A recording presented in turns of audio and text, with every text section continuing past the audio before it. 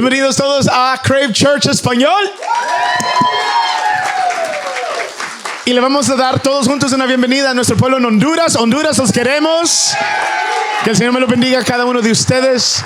Quiero saludar a Leticia, a mi tío Carlos, a Edgardito y a Suni. Gracias por abrir su casa y su hogar y por permitir que la obra del Señor siga creciendo ahí. Están haciendo un trabajo bien fenomenal. Y les quiero también a retar a los hermanos de Honduras. Yo sé que a veces en una iglesia hay temporadas donde la tendencia sube y hay temporadas donde la tendencia baja.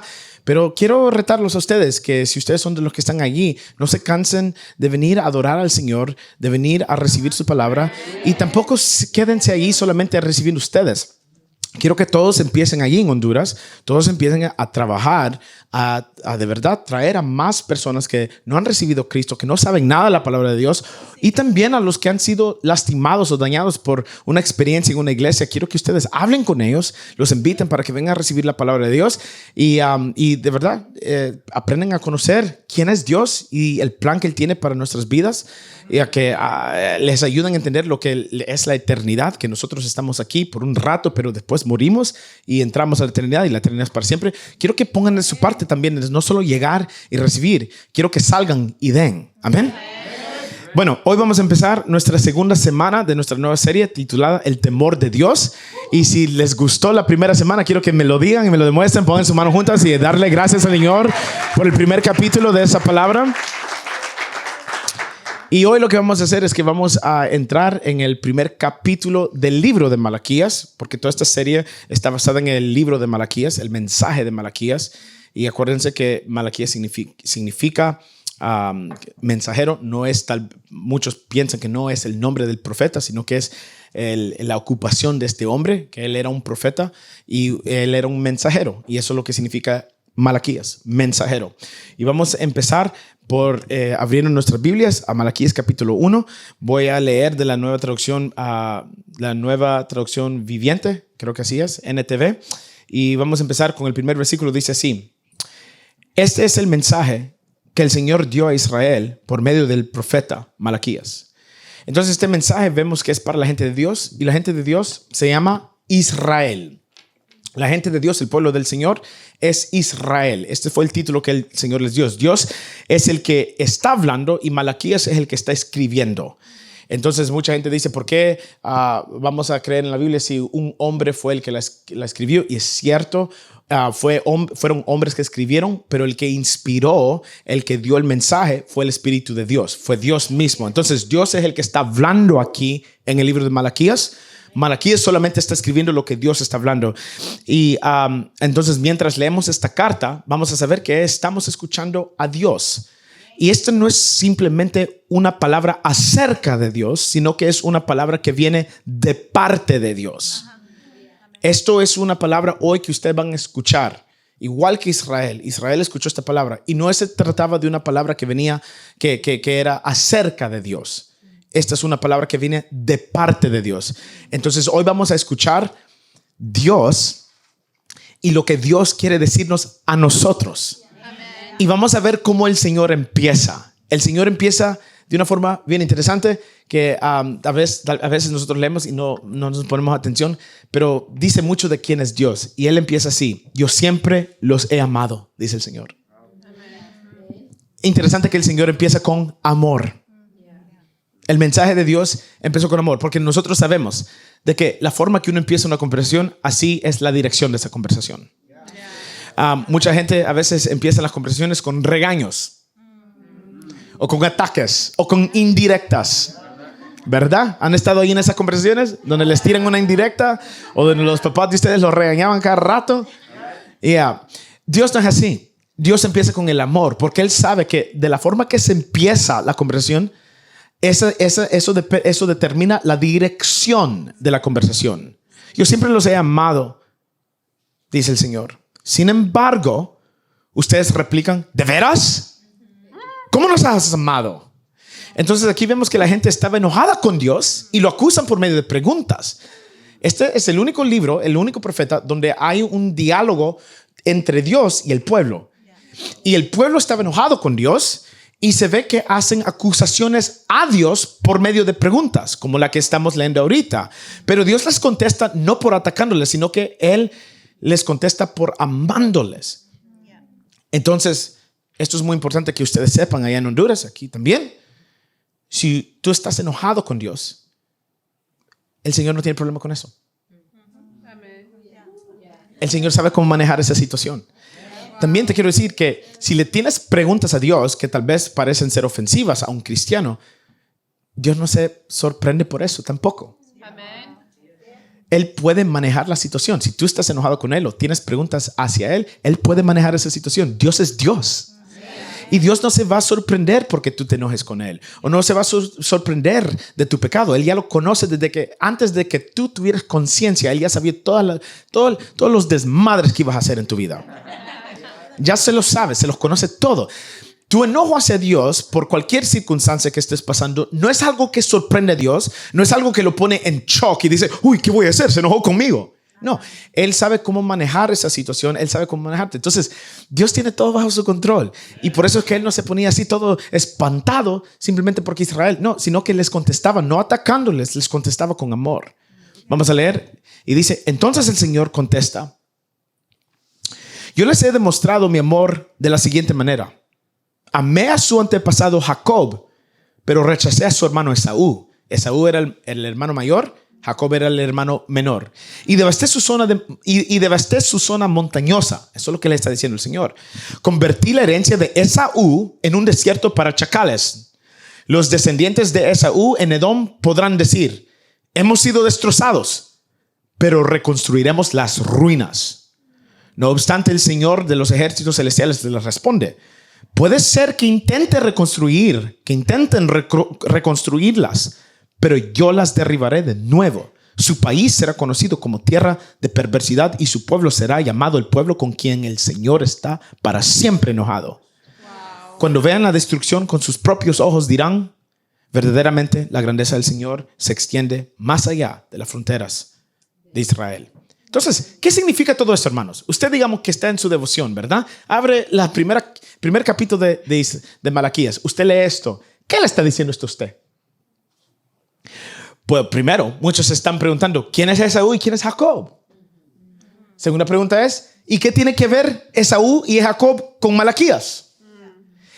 Tercera pregunta es, ¿y qué tiene que ver todo esto con lo que es el temor de Dios y la honra a Dios y la alabanza a Dios? Porque todo este libro se trata de el temor de Dios, la honra a Dios y de la alabanza y la adoración a Dios. Pero ¿qué tiene que ver esta historia de un antepasado con los personajes principales? ¿Qué tiene que ver esto con el tema del temor de Jehová?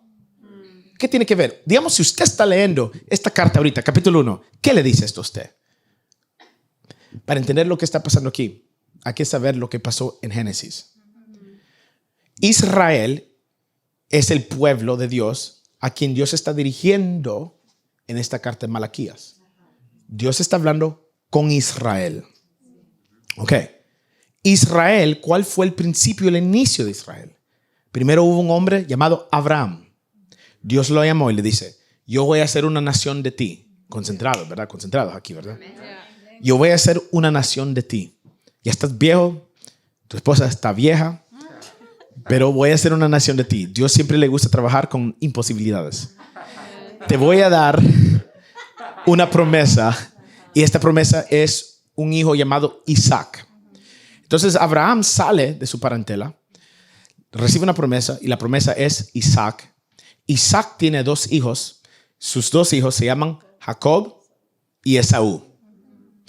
Esaú era el mayor. Jacob era el menor. ¿Quién era el mayor? Esaú. ¿Quién era el menor? Jacob. Ok. Esaú era un hombre de cacería. Le gustaba la construcción. Se dejaba crecer la barba. Tenía músculos. No le importaba si se ensuciaba. Podía pasar todo el día afuera y no le importaba. Él manejaba una troca, no un Toyota Prius. Ahora Jacob era más desnutrido, más fino, le gustaba la cocina, el arte, no le gustaba mancharse con nada. Él manejaba un triciclo, una bicicleta, no manejaba una troca. La voz de él era más fina. Esaú era un hombre más y Jacob era un poco más, así, todo tranquilo, todo. Entonces, Esaú tenía una bendición que se llamaba la primogenitura, donde todo lo que le pertenecía a Isaac se lo iban a dar a Esaú. Toda la bendición del hijo mayor caía en Esaú. Y esto venía de parte de Dios al padre y al hijo, Esaú. Jacob quería esa bendición, entonces le tomó esa bendición por medio de dándole un poco de sopa en un día que Esaú venía con hambre de cazar. Entonces Jacob vio una oportunidad y dijo: te doy de esta sopa porque yo sé que venís con hambre, y si quieres esta sopa, entonces me vas a tener que vender tu primogenitura. El bobo le aceptó y cambiaron.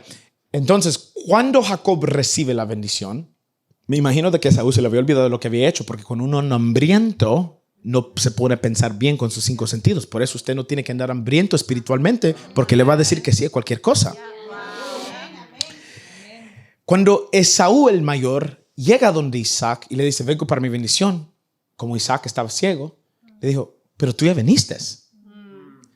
Y fue Jacob el que había llegado a tomar la bendición. Desde ese momento hubo un gran odio entre Esaú y Jacob. Jacob salió huyendo, Esaú siempre lo persiguió, y lo que pasó fue que de Jacob salieron 12 hijos. Esos 12 hijos son las 12 tribus de lo que es Israel, y de ahí nace la nación de Israel. Esaú siempre lo iba persiguiendo, y de Esaú salió la nación de Edom. Entonces Edom siempre quiso matar a Israel. Hasta el día de hoy eso se ve. Es una enemistad que es profundamente, casi yo creo que va a ser eterno eso, ¿verdad? Edom siempre quiso matar a Israel. Entonces, ¿cómo se aplica todo lo que estamos leyendo en Malaquías capítulo 1 con nosotros? Tengo unas preguntas. ¿Has alguna vez sido amenazado? ¿Amenazado de muerte? ¿Te han apuntado una pistola en la frente? ¿Has alguna vez sido apuñalado? ¿Has alguna vez recibido una amenaza para tu familia? ¿Has alguna vez sido robado? A mí me ha robado una bicicleta y yo vi por la ventana que se la llevaban. El chavo era grande, se la llevaba caminando, ni corrió. Y yo le abrí la puerta y le dije: hey, ¿y vos para dónde vas? Y me dijo: me llevo tu bicicleta, y se fue.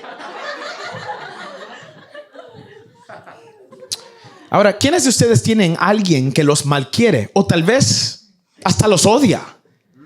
Alguien que siempre los quiere dañar o les quiere arruinar su reputación. Andan chismeando de usted para hacerlo miserable. Andan diciendo cosas malas de usted, levantándole calumnias a ustedes. ¿Quiénes de ustedes tienen una persona así? Pues esto fue exactamente el papel que Esaú tomaba en la vida de Jacob. Esto fue lo que Edom era para Israel. Entonces, por medio de estos versos, Dios le está recordando a Israel de su fidelidad a ellos. Les está acordando de dónde los ha salvado y sacado. Pero lo increíble es qué tan rápido Israel es de olvidarse de la fidelidad de Dios. Y la pregunta es para ti: ¿y tú cómo estás con ese tema? ¿Se te olvida rápido la fidelidad de nuestro Señor a tu vida? ¿Se te ha olvidado que tal vez ahorita deberías estar muerto o muerta? ¿Se te olvidó que tal vez ahorita tú tuvieras una enfermedad en tu cuerpo si no fuera por Dios? ¿Que tal vez estuvieras preso si no fuera por Dios? Y no mencionar que Dios te ha salvado del infierno o el lago de fuego, que es algo eterno. A veces nosotros somos tan rápidos de olvidarnos de la fidelidad de nuestro Señor simplemente porque estamos pasando una dificultad. Del momento cuando Dios nos salva, estamos agradecidos con Dios. 3 meses después estamos pasando por una circunstancia financiera y se nos olvida que Dios nos salvó. 2 semanas después nos dejó el novio, nos dejó la novia, el esposo, los hijos, lo que sea, y se nos olvidó la felicidad, se nos olvidó la fidelidad de nuestro Señor, y después lo dejamos a Él. ¿Por qué nosotros somos tan rápidos para dejar a Dios simplemente porque no nos acordamos de su fidelidad? No podemos ser tan rápidos de abandonar nuestra devoción a Dios simplemente por una dificultad. No lo podemos y no debemos de hacerlo. Versículo 6, verse 6. El Señor de los ejércitos celestiales dice a los sacerdotes: un hijo honra a su padre y un sirviente respeta a su Señor. Una vez más, un hijo honra a su padre. Un poco más fuerte. Un hijo honra a su padre y un sirviente respeta a su Señor. Ok, algunos de nosotros vemos a Dios solo como padre. Y la razón por qué lo vemos como solo padre es porque nos gusta bastante la gracia de Dios y nos gusta vivir una vida liberal. Que todo lo puedo hacer y estoy bien. La gracia de Dios. Y algunos de nosotros nos gusta ver al Señor, a nuestro Dios, solamente como Señor. Y estos son la gente que les gusta la verdad y decir la verdad como es, porque ellos son rectos y derechos. Esto es lo que nosotros llamamos legalistas. Entonces está Dios como Padre y Dios como Señor. Muchos de nosotros no entendemos el balance entre los dos porque pensamos de que Dios es 50% Señor y 50% Padre. Pero la verdad es que nuestro Dios es 100% Padre y 100% Señor. Nosotros a veces queremos ver a nuestro Dios como Padre porque no queremos rendir nuestras vidas a Él como Señor. Entonces lo vemos como Padre o como llanta de repuesto. Solo cuando lo necesito puedo decir Padre Celestial. Y algunos de nosotros no vemos a Dios como Padre, sino que nos gusta verlo solamente como Señor. Y la razón por qué nos gusta verlo como Señor es porque nosotros nos gusta castigarnos a nosotros mismos y a los demás, que es legalismo, para sentirnos justos por medio de nuestros propios méritos. Eso es lo que nosotros llamamos el orgullo. Y en inglés se dice self-righteousness. Nos gusta ganarnos el sentirnos rectos por medio de nuestras propias acciones. Es lo que en Colosenses capítulo 2, al final, es lo que Pablo se refiere. Nosotros hacemos un montón de cosas donde es difícil para la carne hacerlas, pero hacemos cosas que nos cuestan en la carne para que nosotros nos podamos sentir bien. Dos de estos lados están incorrectos. Si te vas a un lado o al otro, de legalista o de liberal, estás mal. Estás mal. No podemos vivir nuestra vida como nosotros querramos y decir Dios me va a perdonar y estoy bien. Y tampoco podemos vivir yo soy recto y soy justo. ¿Se recuerdan de la oración del fariseo que llegaba no sé si era fariseo o otro, pero el republicano, sí. Publicano. Llegaba a la iglesia y oraba. Y había otro que era una persona humilde y llegaba y los dos oraban. La persona humilde decía: Señor, no merezco estar aquí.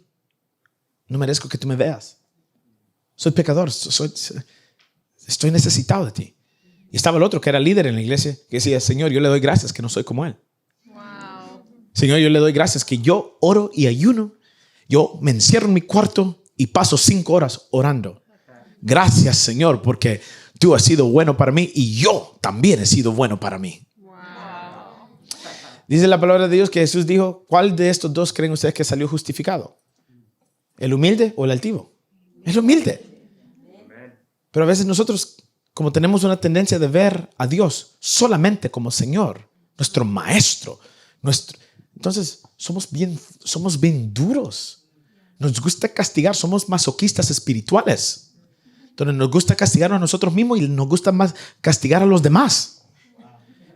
Y cuando uno es así, uno es bien altivo de corazón. Y Dios no te quiere. Dios no tiene paciencia con la gente altiva. Y no te toca. Más bien se opone a ti. Y tú no vas a sentir la presencia de Dios. Puedes sentir emoción, no hay problema. Pero no vas a sentir la presencia del Señor. Y los que son liberales andan con tanto pecado que el Señor no los puede alcanzar, porque el pecado es lo que nos separa de parte de Dios. Los dos están separados. Dios aquí está diciendo: hay dos características, yo soy las dos y quiero que me veas como las dos, Padre y Señor. Amén. Dice: sí, yo soy Padre y su Señor. ¿Dónde están el honor y el respeto que merezco? Ustedes han tratado mi nombre con desprecio. No obstante, preguntan, ¿de qué manera hemos tratado tu nombre con desprecio? Ahí está Israel, ¿verdad? Reclamando otra vez. Mostraron su desprecio al ofrecer sacrificios contaminados sobre mi altar. Entonces preguntan, ¿cómo hemos contaminado los sacrificios? ¿Verdad? It's so annoying.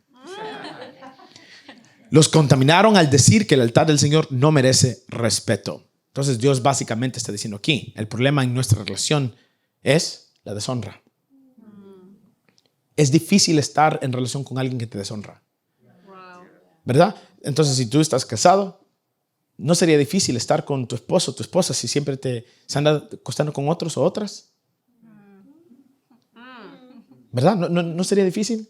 ¿No sería difícil que estuvieras en una amistad con alguien si ese alguien siempre te está mintiendo?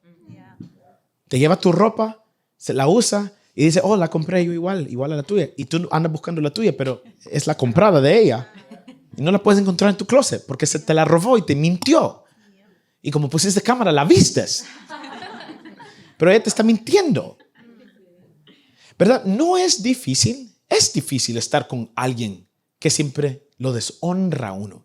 Eso es lo que Dios está hablando aquí. Mi pueblo me está deshonrando y eso es lo que hace la relación entre nosotros difícil. Y vemos que Dios empieza con los sacerdotes. Son los líderes. Porque es cosa terrible cuando el liderazgo en la iglesia pierde el temor de Dios. Porque ahí es cuando nuestra adoración empieza a ser adulterada. Cuando los líderes pierden el temor de Dios, la iglesia pierde el temor de Dios también. Dios empieza con los líderes porque la gente sigue los líderes. Y si el líder está mal, el pueblo va a estar mal. Si el líder está bien, la mayoría del pueblo va a estar bien. Porque nosotros tenemos tendencia a estar mal, ¿verdad? Y uno no puede controlar todo. Pero se abre más la puerta al mal cuando el líder está mal. Y por eso que Dios está ahorita tratando con los sacerdotes. Porque el liderazgo es lo que mueve todo. Dios le ha dado la autoridad al liderazgo de la iglesia de mover y de hacer. Por esto es que cuando el temor de Dios se pierde en la vida de un líder, la iglesia sufre. Y la adoración hacia Dios es adulterada. Vamos a ver la adoración adúltera. Versículo 8, verse 8. Cuando ofrecen animales ciegos, digan ciego. Ciegos. Como sacrificio, ¿acaso no está mal? Y no está mal también ofrecer animales cojos, digan cojos. Cojos. Y enfermos, digan enfermos. Enfermos. Intenten dar este tipo de regalos al gobernador y vean qué contento se pone, dice el Señor de los ejércitos celestiales. A veces le ofrecemos más devoción a un ser humano que a Dios. Se lo voy a comprobar. ¿No es más fácil decirle no a la iglesia que decirle no al trabajo? Nos cuesta decir que no al trabajo. Nosotros no le vamos a decir al jefe, fíjese que hoy no puedo porque está nevando. ¿Sí o no? Nevando, asoleado, con lluvia, con neblina, con lo que sea. Uno va al trabajo porque uno no quiere perder el trabajo, porque uno depende del trabajo. El problema de nosotros, porque podemos hacer todo lo opuesto en la iglesia, es porque no dependemos de Dios. No lo honramos tampoco. Yo estoy seguro que a la mayoría de la gente que está escuchando este mensaje hoy, se te hace más difícil decirle no a tu jefe del trabajo que decirle no a Dios. No hay temor de Dios. Conocemos las reacciones de un ser humano más que las reacciones de Dios. No le tememos a Dios. Y por eso Él dice, intenten de dar este tipo de regalos al gobernador.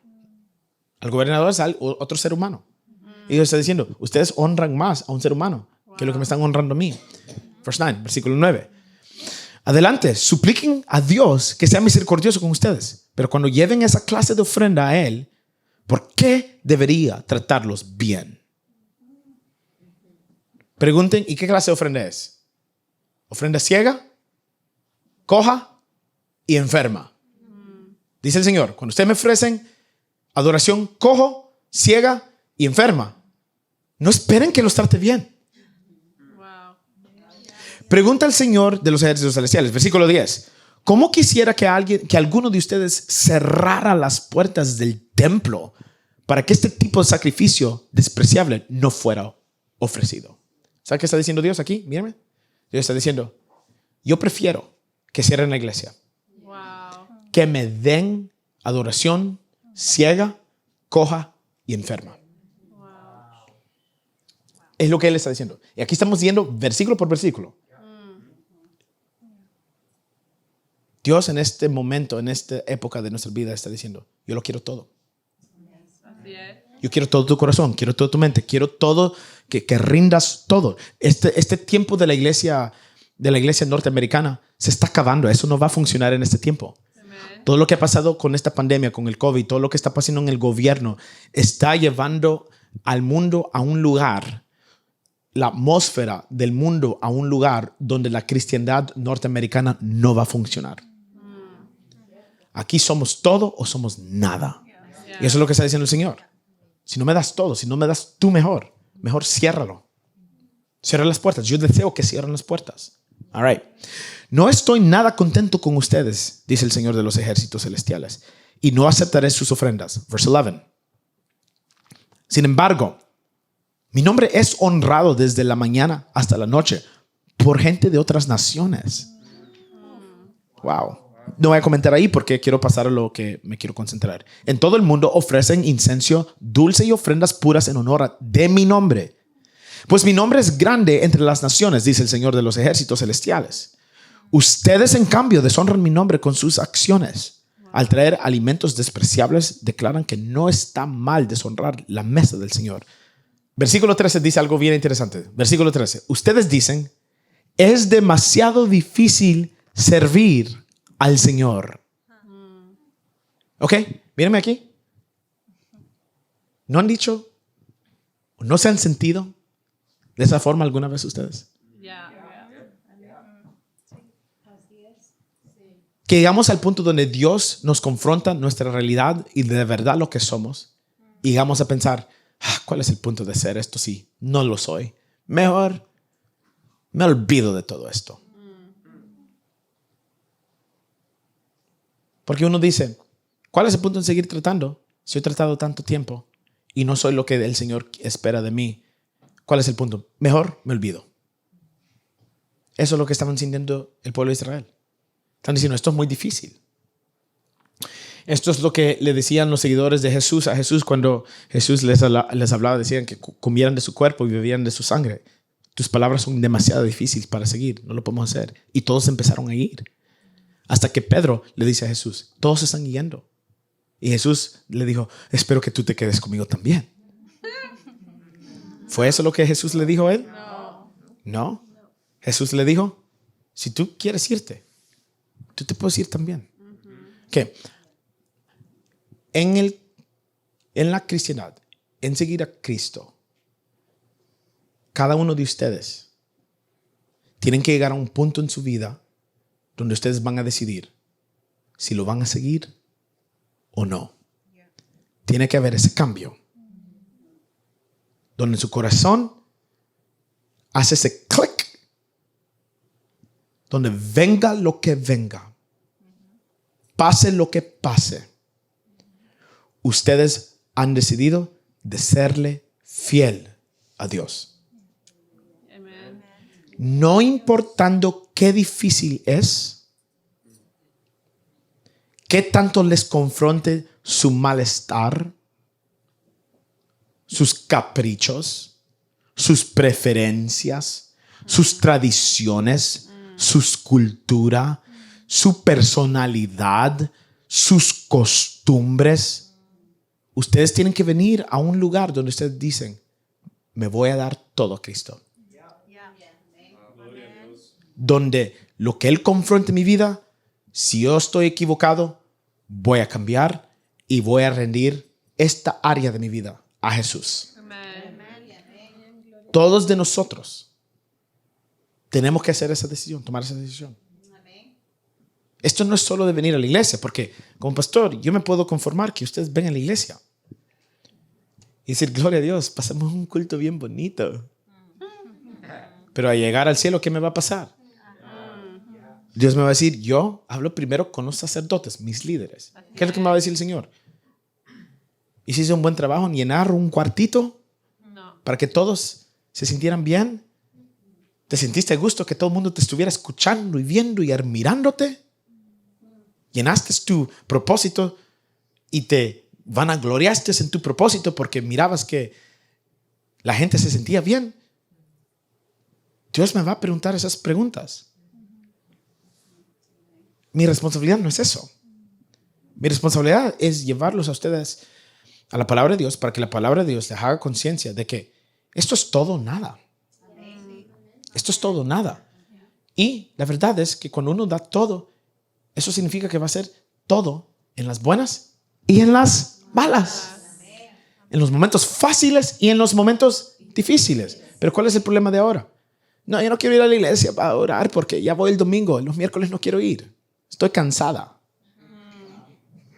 Estoy cansado de ir a orar. No, es que la oración a mí me cuesta.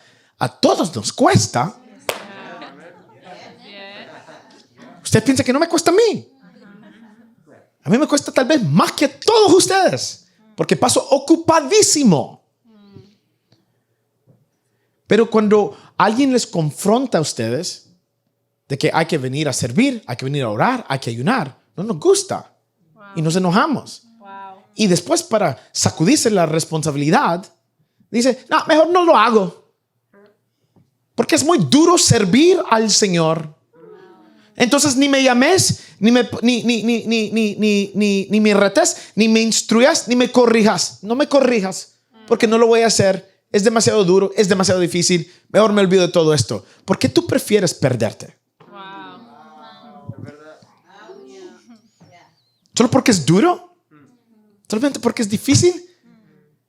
Si así miramos toda la vida, nunca pudiéramos tener nada en la vida, porque todo lo bueno cuesta. Digan amén. Amén. Entonces uno dice, es demasiado difícil servir al Señor. Y consideran un fastidio mis mandamientos. Mucha gente considera que los mandamientos de Dios es una molestia para ellos. Por ejemplo, el venir a orar. Es un fastidio que me estén diciendo que tengo que ir a orar. ¿Cómo me fastidia ese pastor cuando predica esto?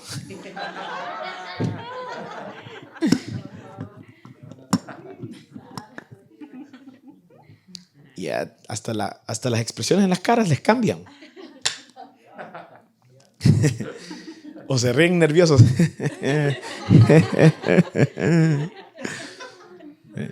Porque saben que el Señor les está hablando y uno no puede considerar los mandamientos del Señor un fastidio. Ok. Imagínense. Están presentando animales robados, cojos, enfermos, como ofrendas. Santo Dios. ¿Debo aceptar esa clase de ofrenda de ustedes? Pregunta el Señor. Maldito sea el tramposo que promete dar un carnero selecto de su rebaño, pero después sacrifica un defectuoso al Señor.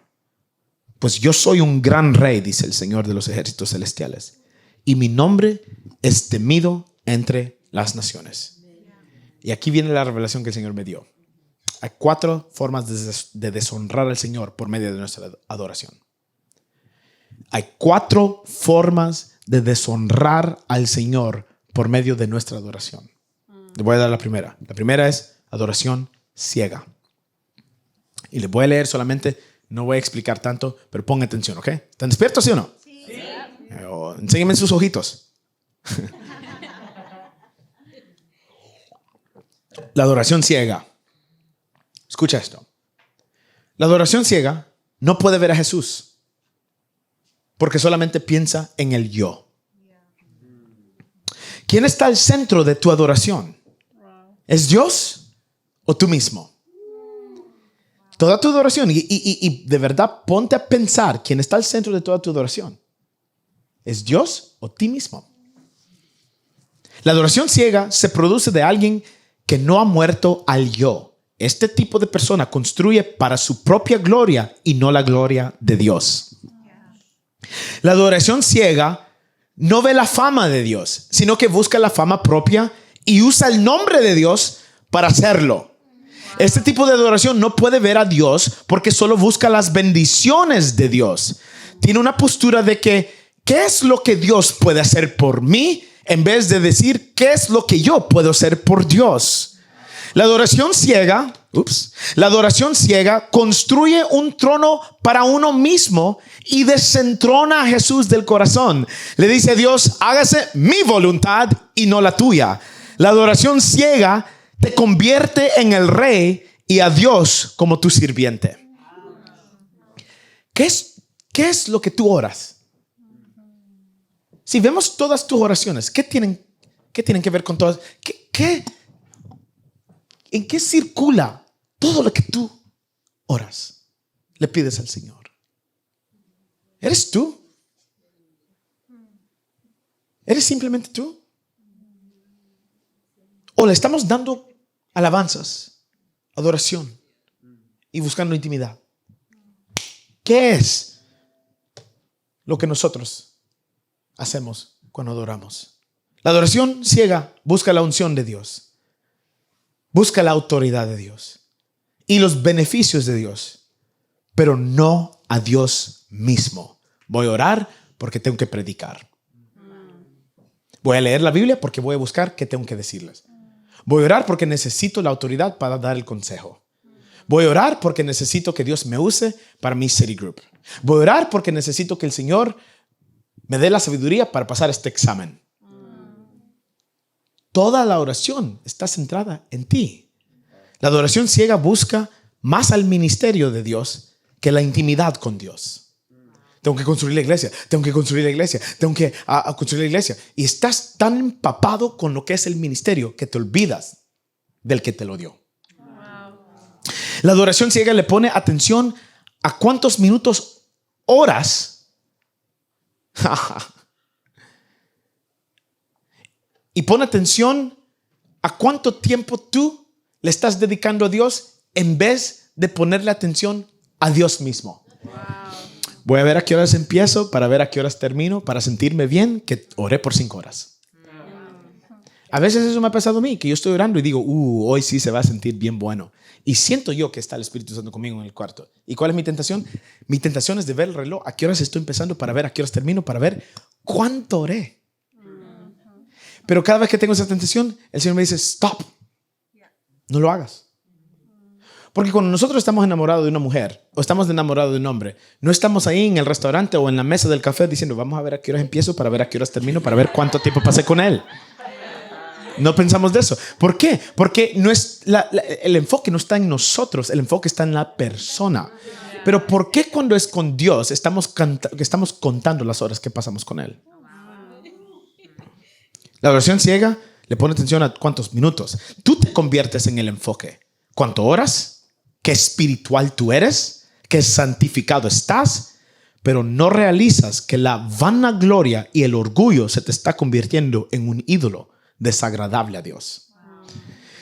Y aquí está la pregunta. ¿Desde cuándo tu devoción y adoración se trata de ti? Muchos creyentes dejan la iglesia y abandonan a Dios el preciso momento que las cosas no les salen como ellos prefirieron. Pero desde cuándo se trató de ti, de tus oportunidades, de tu llamado, de tus preferencias. Y es que la cosa es que la adoración ciega no ve a Dios, solo puede ver el yo. Hay muchos hermanos que van a la iglesia y si no tienen puesto, si no tienen ninguna oportunidad de predicar, dicen, ya no me gustó. Y se van de la iglesia y van a buscar otra iglesia donde el pastor solo los conoce y el pastor tiene una conversación con ellos y ya porque el hermano pudo decir 30 versículos como ametralladora, el pastor le dice, ¿por qué no nos lleva la palabra hoy? ¡Qué inmadurez espiritual tan grande! Eso es falta de inteligencia. No, eso no, ni debe de ser espiritual eso. Eso es falta de inteligencia normal. ¿Cómo yo le voy a decir a una persona que acabo de conocer, venga y gobierne en mi casa porque usted sabe lo que está diciendo? Yo no le conozco su corazón, no conozco su testimonio. Los profetas del día antes, sus testimonios se conocían por todo el mundo. Por eso cuando llegaba Elías, la gente temblaba. Ahora llega cualquier bobo que puede memorizarse un versículo y dicen, predique. Pero hay gente que llega a la iglesia, no se quiere someter bajo liderazgo, no quieren estar bajo proceso y solo que quieren tener posición y privilegio. Y si no hay privilegio, es que ahí no aceptan que yo me desarrolle. No, lo que no aceptan es un carácter desarrollado. Que no está desarrollado. Porque necesitamos desarrollar los caracteres antes que se paren aquí a enseñar. O a cantar. A mí me dice la gente, hermano, pastor, yo quiero cantar en la iglesia. Le digo, ¿estás dispuesto a estar aquí por un año sin cantar y servir a los que cantan? No están dispuestos. Porque lo que quieren no es servir ni adorar al Señor. Lo que quieren es privilegio y que los vean. Y esto es lo que hace la adoración ciega. La adoración ciega no ve a Dios. La adoración ciega solo se siente el yo. ¿Cómo me siento yo? ¿Cuánto Dios me puede servir a mí? ¿Cuánto Dios me puede dar a mí? ¿Cuánto Dios me puede ayudar a mí? ¿Cuánto Dios me puede ungir a mí? ¿Cuánto Dios me puede proteger a mí? ¿Cuánto Dios me puede dar la autoridad a mí? ¿Cuánto Dios me puede dar la... Todo es mí, todo es yo. Y no es de Dios. Entonces Dios dice, todas tus oraciones, aunque pases ahí, metido en el closet, orando por 6 horas, todo eso es adoración ciega para mí. Y con cuidado de andarse sintiendo ahí bien espiritual. Porque ustedes pueden engañar a los hermanos. Me pueden engañar a mí, no importa. A mí eso no me importa. Pero el que no puede engañar a usted es a Dios. Y al quien usted quiere enamorar no es a los hermanos de la iglesia, es a Dios. Amén. Y Dios no se enamora de gente que siempre está poniendo el yo en el trono de su corazón. Vamos a seguir. La segunda es la adoración coja. Esta adoración es el tipo de adoración que no camina. La adoración coja. No se mueve. En otras palabras, es adoración sin acción. Este es el creyente que dice, creo en Dios, tengo fe en Dios, amo a Dios, pero nunca mueve ni un dedo por Dios. Es adoración que no sirve a Dios, no sirve a la casa de Dios, no llena ninguna necesidad en la casa de Dios, no ofrece nada de sus finanzas. ¿De qué me sirve a mí decirle a mis hijos que los quiero el domingo y de lunes a sábado no les hablo, no los toco, no los acaricio, no paso tiempo con ellos? ¿De qué me sirve decirle a mis hijos, te amo los domingos? Por 2 horas, amén, por 2 horas, sí. ¿De qué me sirve que yo les diga a mis hijos por 2 horas el domingo, los amo? Y después de esas 2 horas, hasta el próximo domingo, no los toco, no los acaricio, no les hablo, no les expreso nada, no les compro nada. Hay muchos padres que aman a sus hijos y no lo dudo. Y con todo el amor que los padres sienten a sus hijos todavía se sienten despreciados, solos e ignorados. ¿Por qué? ¿Por qué? Si el amor ahí está. La realidad es que el amor sin acción no sirve. Viceversa. Hay hijos que aman a sus padres. De verdad los quieren. Los aman y el amor está allí. Pero los padres se sienten rechazados por medio de sus hijos. ¿Por qué? Porque los hijos no quieren pasar ningún tiempo con ellos. No quieren sacarlos a comer o salir a comer, por lo menos gastar un poco de dinero en ellos. Decirle, oye, vos me invitaste desde que nací. Hasta la semana pasada tú me has estado invitando. Hoy quiero invitarte yo a ti. Y aunque los hijos quieran a los padres no sienten el amor. ¿Y por qué es? Porque es un amor cojo. No se mueve, no camina. Entonces es importante que nosotros amemos, pero tengamos acción. La adoración coja ignora que comprarle comida a alguien en necesidad o limpiar un baño en la iglesia es servicio que Dios recibe como adoración. Si le cantamos palabras de amor a Dios, ¿está demostrando tu vida ese mismo amor? La adoración coja no ve el sacrificio como adoración, porque prefiere adorar la comodidad y la personalidad de uno mismo más que servir a Dios. Mucha gente dice, no, yo no soy de los que limpian porque Dios me ha llamado a cosas más grandes. Dios dice, eso más grande es adoración coja para mí. Mucha gente no viene temprano a decir, voy a hacer una atmósfera en la iglesia, voy a recibir a los hermanos, voy a hablar con gente que no conozca, porque dicen, esa no es mi personalidad. Es adoración coja. Porque el servir en la casa de Dios es adoración a Dios. La tercera es adoración enferma. La enfermedad simboliza el pecado. La adoración enferma es cuando tú decides practicar y vivir en el pecado, no caer en pecado. A veces nosotros vamos a caer porque somos humanos y somos imperfectos. Pero practicar es diferente de caer en pecado o tener un momento de debilidad. La adoración enferma es cuando tú decides practicar y vivir en el pecado y en esa condición levantas manos a Dios sin ninguna convicción de arrepentirte. Ahora escuchen esta analogía, ¿ok? Esto es cuando duermes con el diablo y después te metes en tu cama de matrimonio con Dios como que sin nada ha pasado. Es adoración enferma. Le estamos levantando manos a Dios y con esas mismas manos la noche antes estuvimos pecando. Y no es que caíste en tentación o que tuviste un momento de debilidad, sino que es ya un pecado que tú estás tomando como práctica. Estás viviendo en él, no tenés convicción de arrepentirte y sin convicción, sin quererte arrepentir, le estás adorando al Señor. Y esto es una falsa enseñanza de la gracia, de que te dice, puedes quedarte en tu pecado y Dios va a estar bien con eso. Y eso no es cierto.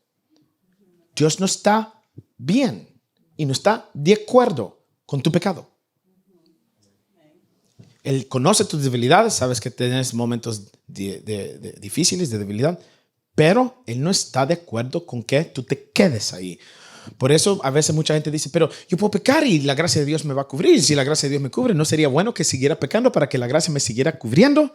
No, Pablo dice esto en Romanos 6, dice, ahora bien, ¿deberíamos seguir pecando para que Dios nos muestre más y más su gracia maravillosa? Por supuesto que no. Nosotros hemos muerto al pecado. Entonces, ¿cómo es posible que sigamos viviendo en pecado? Y esto es lo que Israel le estaba ofreciendo al Señor. Estaban pecando y adorándolo.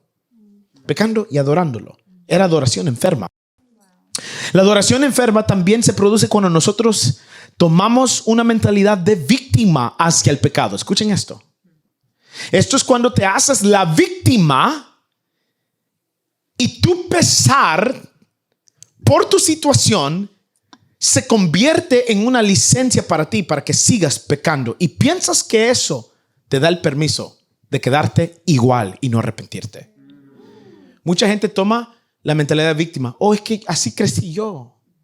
Es que nadie me enseñó. Es que yo tengo y esta es mi persona. Y pobrecito yo, y pobrecito yo, y pobrecito aquí. Y Dios me entiende. Y tomas una mentalidad de víctima hacia tu pecado para tener licencia en tu propia mentalidad y para callar tu conciencia y decir, puedo seguir así. Y Dios dice, no. Tu mentalidad de víctima no es una licencia que yo apruebo para que sigas en tu pecado.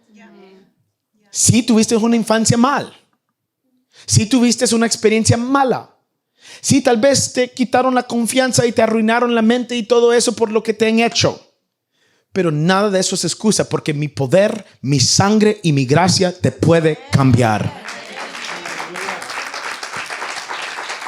Y el problema es que mientras te pasan los días en tu pecado, también te pasa el temor de Dios.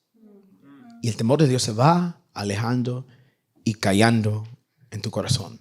La adoración enferma también es estar en desobediencia, porque el desobedecer es pecado a Dios. Entonces, ¿qué te ha mandado al Señor hacer que tú no estás haciendo? Estoy seguro que hay algo que el Señor te ha dicho y tal vez no lo has hecho. Eso es estar en desobediencia. Y si tú estás en desobediencia con Dios, eso es pecado. Y si estás adorando al Señor en desobediencia, le estás ofreciendo adoración enferma. ¿Qué es lo que el Señor te ha pedido en este tiempo? ¿Te ha pedido que dejaras o dejes algún trabajo? ¿Te ha pedido que te separes de un grupo de personas o de una persona? ¿Te ha pedido que des algo a alguien? ¿Te ha pedido que te levantes y sirvas en su casa? ¿Te ha pedido que dejes tu orgullo, la necesidad de tener crédito, la necesidad de tener complementos, que la gente te diga, oh, qué buen trabajo hace usted? ¿Dónde estuviera yo si no fuera por usted? ¿Te ha pedido el Señor que dejes esas babosadas? Si no las has dejado, estás en desobediencia. Wow. Y aunque ores y le cantes, Dios está diciendo, me estás ofreciendo adoración enferma. Adorar a Dios mientras deliberadamente vivas en pecado sin arrepentirte es deshonra a Dios. Número 4, adoración robada. La adoración robada es cuando vives de la relación con Dios de otra persona y no le ofreces tu propia adoración a Dios. Como la gente que dice, oh, es que mi abuelo fue cristiano, mi abuela fue cristiana, mi mamá mis papás van a la iglesia, entonces yo tengo una conexión con Dios porque mis padres fueron cristianos. Eso es adoración robada. No es tu propia devoción a Dios. Dios quiere que tú pongas de tu propio esfuerzo para crecer y crear tu intimidad con Dios. Y esto significa también no vivir del pasado. Porque mucha gente dice, es que cuando yo oraba caía fuego del cielo, hermano. Ya, hay mucha gente que dice, sí, ahora cuando oran ni una ceniza. No tienen poder, no tienen gracia, no tienen unción, no tienen nada. Y el problema y la razón por la cual tienen ese problema es porque están viviendo del pasado. Cuando yo iba a la iglesia, yo me recuerdo que orábamos a las 6 de la mañana. ¿Hace cuánto fue eso? Hace 15 años. Y desde ese entonces, ¿cuántas veces oras ahora a las 6 de la mañana? Pues ya no, ya ni oro. Cuando tú vas a la iglesia y escuchas la honra de un líder o la honra de un pastor hacia Dios, pero tú no le ofreces a Dios la tuya, eso no es adorar ni honrar a Dios. ¿Cuántos de ustedes, digamos aquí, verdad? El único momento que piensan en Dios es cuando están sentados aquí. ¿Y cuántos de ustedes se emocionan a escuchar estas palabras? Dicen, gloria a Dios, ese mensaje estuvo pero bueno. Y se emocionan porque yo les estoy predicando un mensaje pero bueno. Algunos de otros dicen, estuvo bueno, pero adentro están, esto me llega a la prueba. Pero digamos que ustedes están sintiendo el gozo ahorita de la palabra de Dios. Pero esto es lo que el Señor me está hablando a mí. Esto sale de mi tiempo con Dios. Muchos de ustedes están, o mucha gente en las iglesias, lo que hacen es vivir de las sobras de un pastor. Lo que brote del pastor. Y quieren tomar lo que brota, lo que le sobra al pastor y dárselo a Dios. ¿Y lo tuyo? ¿Dónde está lo tuyo? Dios dice, esta es adoración robada. Algunos solamente oran cuando necesitan reprender al diablo porque el banco dice que tienen menos $100, están en el overdraft pasados y quieren reprender al diablo, y ahí es donde usan el nombre de Jesús. Otros, cuando ya todo se les está terminando de comer, ahí están reprendiendo al diablo. Cuando el bill les llega, reprenden al diablo también en el nombre de Jesús. El bill de la luz, ¿verdad? Santo Dios, yo reprendo a Satanás. Y hasta ahí llegó el nombre de Jesús en tu boca. Pero Dios quiere tu propia adoración. Dios te quiere a ti. Y hoy te está diciendo, basta con adoración robada. Hoy quiero la tuya. Yo creo que Dios está cansado con cristianos que le profesan Padre y Señor, pero no le conocen. No lo buscan. No lo conocen de corazón. Solamente se conforman con escuchar acerca de Dios. Y hoy Dios quiere decirte que te sinceres con Él, que te acerques a Él para que Él se pueda acercar a ti. Eso es lo que Dios está pidiendo. Ahora, yo puedo predicar este mensaje de muchas formas, pero aquí no depende de mi habilidad, de cómo lo predique. Te lo puedo gritar, te lo puedo hablar calladito, te lo puedo hablar con motivación, sin motivación, y eso no me importa. Al final, Es el Espíritu Santo que obra por medio de mí y tu decisión de ser humilde, de escuchar y aceptar. Esto es lo que dice Santiago capítulo 4, versículo 8 al 9. Dice, acérquense a Dios y Dios se acercará a ustedes. Lávense las manos, pecadores. Purifiquen su corazón, porque su lealtad está dividida entre Dios y el mundo. Derramen lágrimas por lo que han hecho. Que haya lamento y profundo dolor. Que haya llanto en lugar de risa y tristeza en lugar de alegría. ¿Qué es esto? Lo que acabamos de leer. Eso es lo que nosotros llamamos el arrepentimiento. De darle al Señor adoración ciega, coja, enferma y robada. Esto es lo que está diciendo ahí Santiago. Arrepiéntanse. Que haya tristeza en sus corazones. Que no solamente se queden con decir, es cierto lo que dijo el hermano pastor hoy. Está bien con aceptar que lo que estoy diciendo es cierto, pero ¿por qué nosotros nos conformamos con solo aceptar que es cierto? ¿Por qué no vamos más allá de tomar el paso de humildad y decir, ¿sabes qué, Dios? Te necesito. Perdóname. Perdóname. Perdóname de que no te he dado lo que de verdad tú mereces. Perdóname porque siempre me hago el difícil. Me hago la difícil. Perdóname porque vivo en desobediencia. No he tomado los pasos que tú me has pedido. Perdóname. Perdóname. Perdóname que mi lealtad está dividida entre el mundo, el sistema del mundo y tu casa. El mundo es lo que te dice que te vanaglorias. El mundo es lo que te enseña a decirte que seas tú el centro de todo. Dios te dice, muere. Muere. Y yo no creo que muchos cristianos en la iglesia en general han muerto. No han muerto a sí mismos. Por eso es que toda la adoración que le dan a Dios es ciega. Y se trata de mí. Y de mi oportunidad. Y de mi llamado. Y de mi ministerio. Y de mi unción. Y de mi nombre. Pero ¿y el nombre de Jesús? No vive en el corazón de uno. Eso es lo que Dios está ahorita diciendo. Despiértense. Despiértense. Porque me están ofreciendo lo peor. Y yo quiero lo mejor. No sean como Caín. Tenemos que ser una iglesia que sea como Abel. Que le traiga al Señor lo mejor. Ahora, ¿qué es lo que ustedes tienen que cambiar hoy? ¿Qué es? ¿Qué es lo que ustedes tienen que cambiar ahorita? ¿Qué es lo que el Señor les está diciendo a ustedes hoy?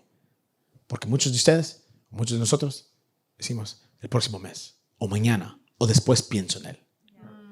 ¿Qué es lo que ustedes tienen que cambiar hoy? ¿Y por qué van a pensar en mañana? ¿Qué pasa si mañana no viene? Hoy. ¿Qué es lo que ustedes tienen que rendirle al Señor? ¿Su carácter? ¿Sus malas costumbres? ¿Sus personalidades? Algunas personalidades que son ciegas, cojas, enfermas y robadas. Personalidades fuertes. Un niño o una niña malcriado o malcriada. Y Dios dice, todo eso se tiene que ir. ¿Qué es lo que el Señor les está pidiendo ahorita a ustedes? Espero que en el nombre de Jesús, que el Espíritu Santo los haga reflexionar y que hoy rindan eso a Dios. Amén. Oremos pues. Padre Celestial, te damos gracias por este momento, Señor. Yo te pido en el nombre de Jesús, Espíritu Santo, nos ayude, Señor, a rendir las cosas que tú nos has pedido. Ayúdanos a cambiar para darte lo mejor. Te pido, Señor, que tú nos abras el entendimiento, Señor, para darte lo que tú te mereces. Que aunque tú te diéramos todo, tú mereces mucho más. Perdona nuestros pecados, Señor, por a veces ser ciegos, cojos, por a veces traerte cosas enfermas o robadas. Perdónanos, Señor.